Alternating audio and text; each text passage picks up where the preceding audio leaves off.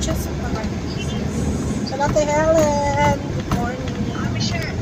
Nandiyan ba sa Riyay? Sa kwarto niya? Magkisuyo naman. Tinatawagan ko silang dalawa ni Sir Art. Kasi may papipirmahan. Sa labas. May papipirmahan si Ma'am Glessa. Ngayon, ayaw ni Ma'am Glessa papirmahan kasi wala ko pa daw na pirma. Eh, paalis ako eh. Pirmahan ko na lang mamaya. Kailangan kasi doon ng pirma ni Sir Art.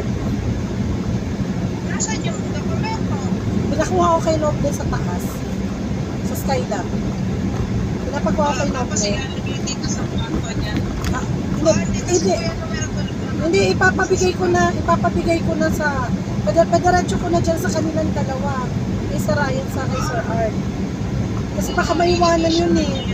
For submission yun sa DO. Wala naman sa cover. Sige. Pero doon nakita mo sa labas. Sige. Basta bilinan mo sa Ryan. May for submission. May perma na lang ako pagdating ko kasi nasa DP ko. Piniprint pa lang yung mga forms.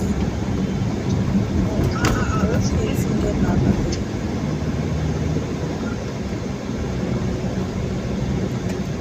Para di na ba kami niniwala sa Twitter na hindi daw nakapag-register ng sinigyan.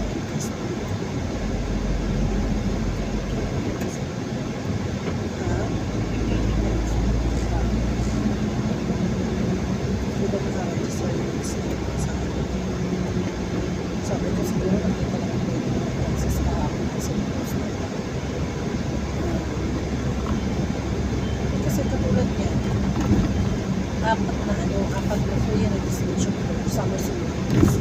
Ang isang registration ng 25. So sa apat na yun, diba? 14,000 yun. Tapos sa responsibility was adding free registration.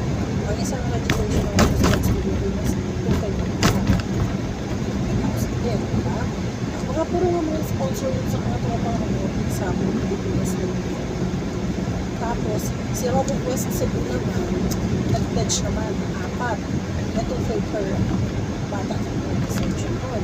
Hindi, magkano yun, 10,000 doon. Tapos si ano naman, si Tagaytay Robotics Challenge naman. Free reg yun, pero selected lang yung pinapagalaan. Dapat sa atin yun. Ngayon, in-open ko na, sabi ko kay Barbie, kung sino na lang pala namin nanalo sa Mission Challenge. I-vision nyo na lang papagalaan. Kasi kung kami yun, hindi ako na ako hindi kami yun. Sabi na, sure, kung okay lang sa'yo. Sabi ko, ayun naman. Kasi binigay ko na yun, slack. Ano lang yun, 15 schools lang yun sa Pilipinas. Kasi hindi lang. May mga magandang study lang sa so sa tabi, tayo yung sabi ko, ibigay ko naman sa list. Sabi ko, para ma-experience. Sabi ko, experience yun. Okay na. Tapos, bukod pa doon, si Kaiju Power, yung supplier ng line to bago, 1.5 ang isa lang. Meron siya ng premium sa champion. Si R&D Robot, hindi naman yung mga si R&D Robot, yung mga hawak ng mga silicon bricks, mga side case, tapos worth 2,000 per kilo.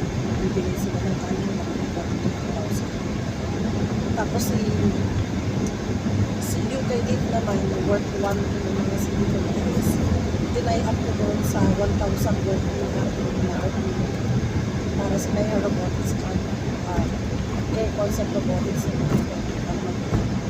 kaya para umabot ng 2,000 kasi sa aayon tapos yung kay Deruna naman si elevator robotics na 2,500 per head of registration nagbigay siya ng 4 10,000 tapos yung overall winner binigay niya pa ng full registration worth 3,500 for Robotrap so bakit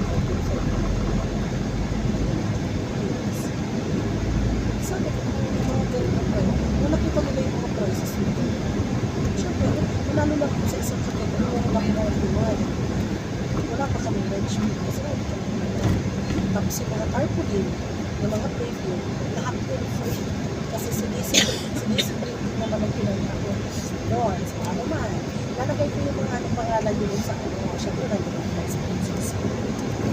Yan mo lang, lalagay ko yung helmet.